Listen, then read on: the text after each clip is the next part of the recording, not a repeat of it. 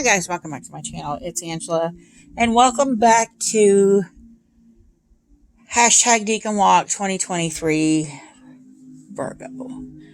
It doesn't start till Wednesday, I think. Let me double check on my book here. I got the book right here. Yeah, it doesn't start till Wednesday or even Thursday, if you, depending on how you want to look at it. But I thought I'd get a jump on it because I'm always late doing this and here lately, and we are entering Virgo season, and I am starting to feel the calm of the craziness that was Leo, or is still Leo at the time I'm filming this. I just want to show you guys some cards and read some of the book that we're all following by 36 Secrets by T. Susan Chang. This is, again, a VR to Marlena Trace's videos. She has yet to put out yet for this one. So, yeah, without further ado. So for the Decan of Virgo 1, we are entering. It is, I can't ever find my little thing here. I think I put it in my other book, because this book started tearing up. We have the wheel here, the Decan wheel, which started here in Aries. Then we moved to Taurus, which is an earth sign. Then we moved to Gemini, Cancer, water, Leo, fire again. And now we're into Virgo. It's this light, pretty green. And it's August 23rd to September 2nd. September 2nd is my birthday. So, actually it says September 2nd. The book says it's the 2nd or 3rd. So, I guess it just depends on how you want to look at it. But then it also says here, September 2nd is the second Decan. So I am literally on the cusp. And I can tell you right now, I resonate more with the Eight of Pentacles, which is the card for this Decan, than I do the second one. So I could be for either. But we do have the Sun in Virgo. And the Eight of Pentacles is the card for this Decan. It's upright, meaning apprenticeship, education, quality, engagement. For the reversed, it is perfectionism, lacking ambition and focus, which that's totally me. But I'm like, I resonate with this card on a deep level because I'm always trying to strive for perfection. I decided to follow my dreams of being a writer once I hit 40. I'm almost 47. A friend of mine talked me into it. Like, why aren't you doing this? You're actually pretty good at it. And I'm like, why aren't I doing this? Which, and unfortunately, we're no longer friends. But I resonate deeply with the Eight of Pentacles, striving for that perfectionism in your life. And it took me a very long time to publish my stuff because I was always striving for perfection. And for some reason, I actually watched an episode of Mike and Molly, and he submitted it for her. He's like, it's never going to be perfect. It's never going to be exactly how you want it. You're never going to be published. You're never going to be a writer unless you send it off. So I had to learn that also, which was crazy. But I resonate deeply with this card. But it is the Sun in Virgo, and Virgo is representative of the Hermit, if you didn't know, in tarot, which there's the symbol for Virgo right there. And then we have the Sun representing the Sun for Virgo. So it's the Sun in Virgo here. And this is the deck I always pull out for this. And then I pull out my Journey of the Sacred Bee. It's got the sun here, emblem. We got the Hermit. I love this Hermit. He's like a hippie. It's awesome. And we got the symbol right there. And I always pull this out because this is the Thoth version of this. And then we got Eight of Disc here, and then Virgo and Sun, or the Sun and Virgo. And the keyword here is mastery, which I totally get.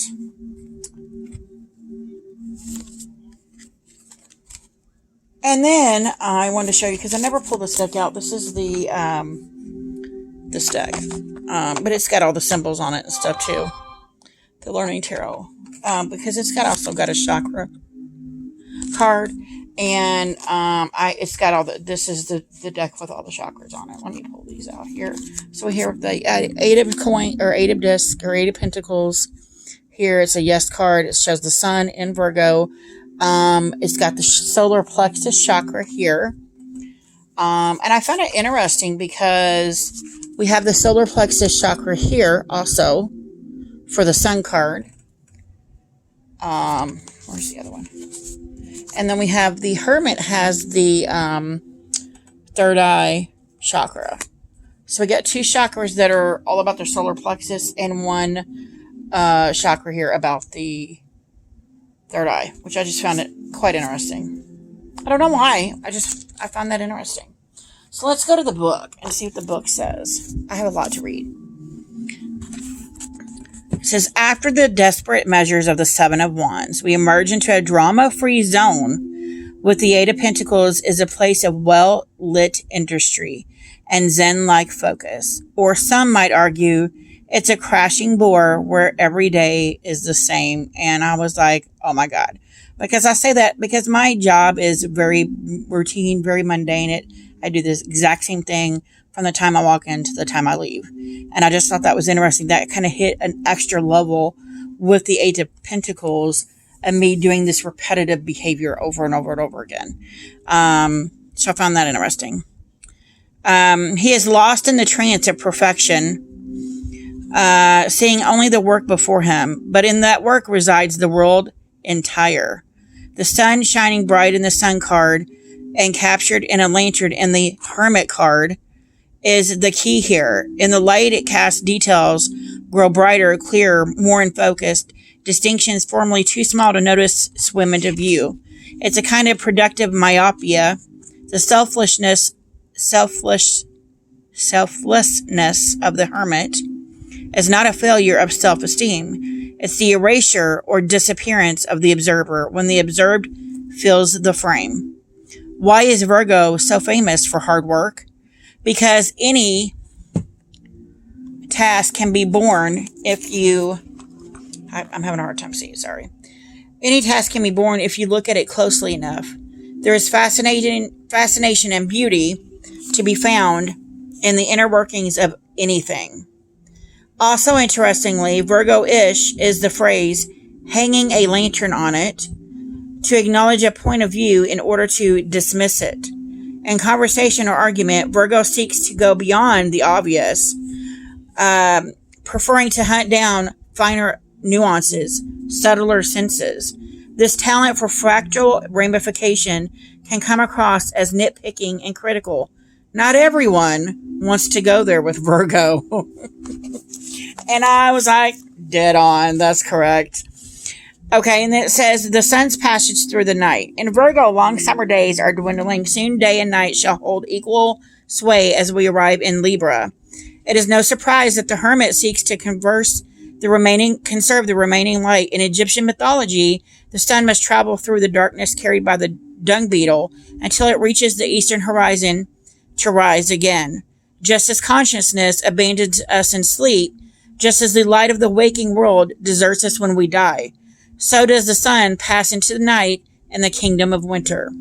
Our guide through these dark passages is none other than Hermes, and I'm going to skip all that. Yeah, it's a bunch of stuff about Hermes and all that. So now I'm going to, let me go back here. I have some more to read. The Eight of Pentacles and other cards.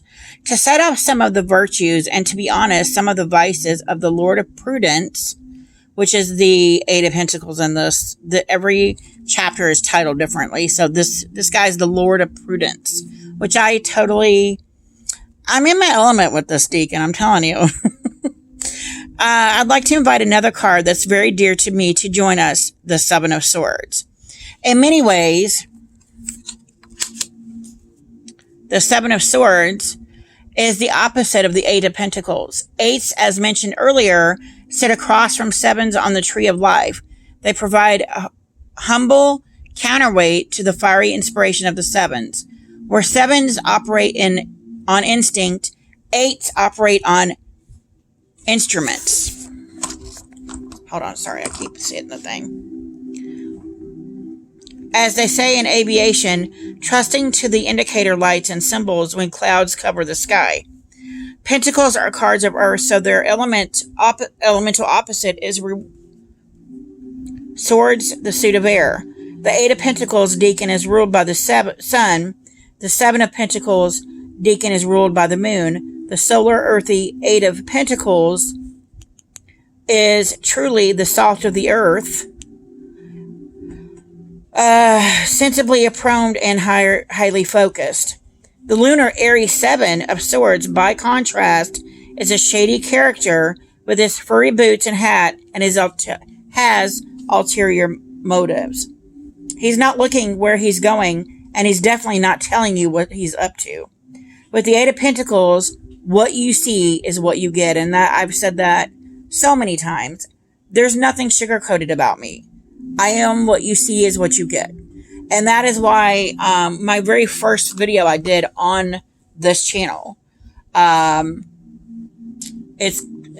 forgot it. I'll post it link below if I can remember.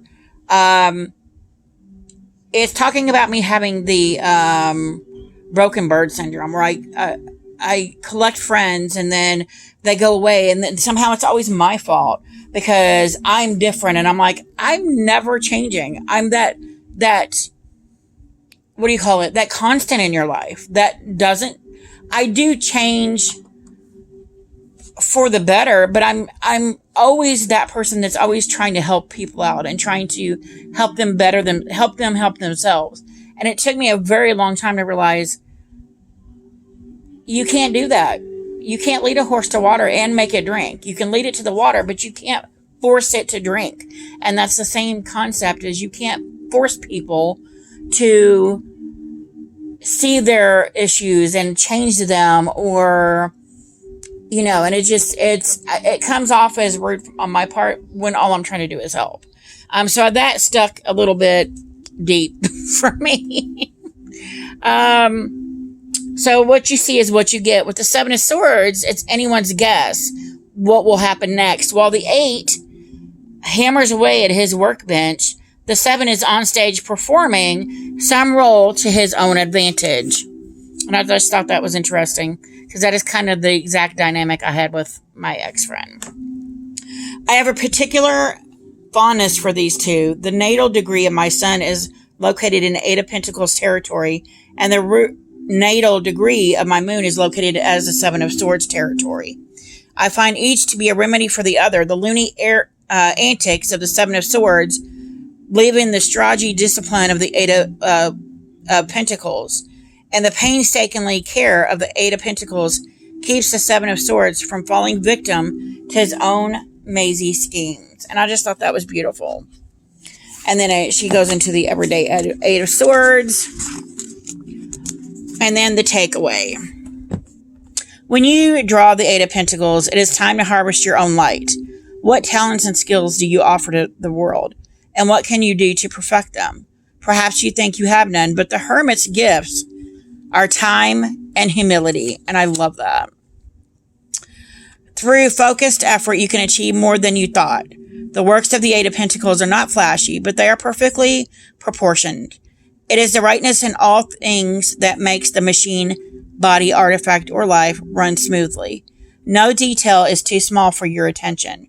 We may seek the thrill of public recognition at times, but equally important is the satisfaction of quiet countenance.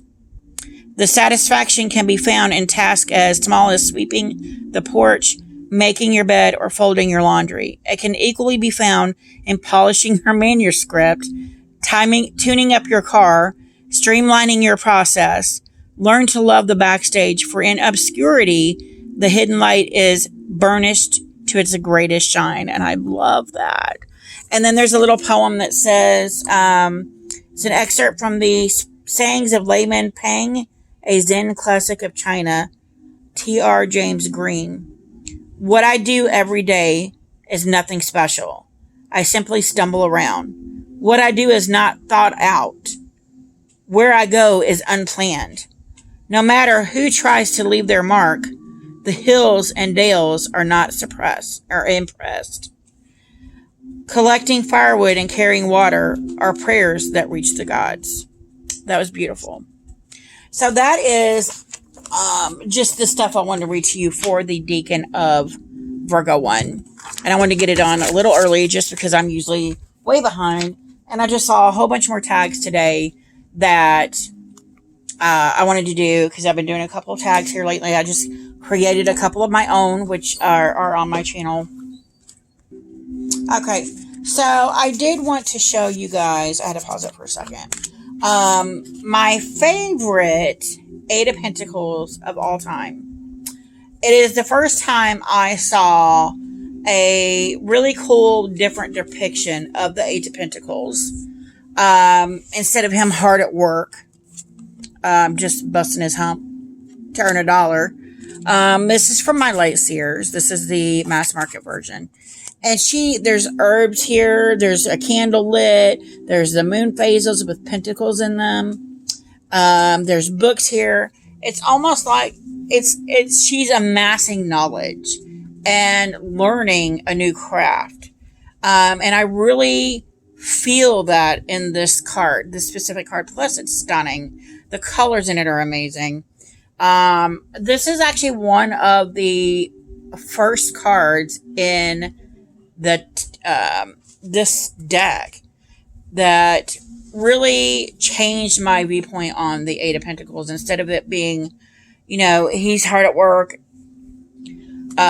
This is, instead of him doing like a 9-to-5 job because he has to, and he's taking pride in his work because he's a Virgo, this is more like doing the things that you want to do. If I'm making any sense, I don't know if I'm making sense to you guys or not, but this is almost like she's honing the things she wants to do, the things she has interest in, instead of here where it's almost like he's just doing his 9-to-5 to earn a paycheck to provide.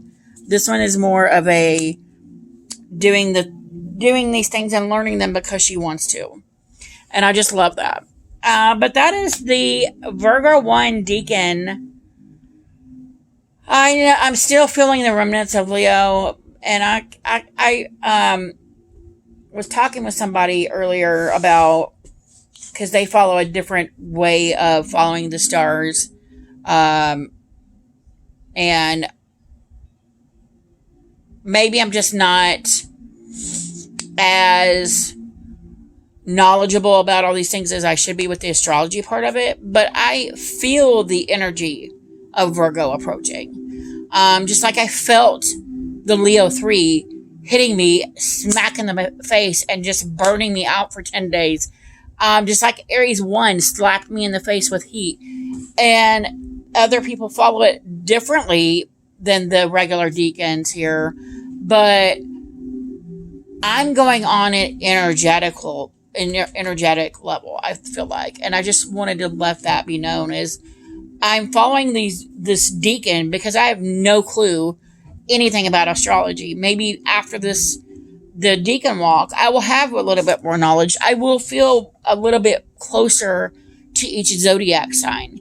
And that's really all I'm trying to accomplish here, is get a little bit more knowledge. But it's been surprising how I don't normally feel energy. I can see things. I have clairvoyance. I have claircognizance where I just know things. But this Decan walk so far, and I honestly didn't think I would be doing it till this point, till Virgo, honestly. It's just surprised me. And it's been very interesting. And it's the first time I've felt something changing. I feel an energy shifting, or I feel the new moon coming in, or I feel the full moon coming in. And by the way, I forgot to mention, the 23rd of August, which is when this Decan begins, Mercury is going into retrograde. And I'm like, are you freaking serious? Because all of a sudden I'm dreaming again every night. I'm having horrible nightmares. I can't sleep when I do sleep. I already know. And I looked it up today and I'm like, Mercury's got to be on its way into retrograde. And sure enough, it's in 2 days. the start of Virgo Decan 1. And I'm like, are you freaking kidding me? So, yeah, I just want to throw that out there. I forgot to mention that earlier. But, yeah, that's my Decan. If you guys have any questions, comments, concerns, don't hesitate to comment below. If you like this video, give me a thumbs up. If you want to see more, please subscribe. And don't forget to hit that notification button so you're alerted to any future videos. And y'all have a good night. Bye.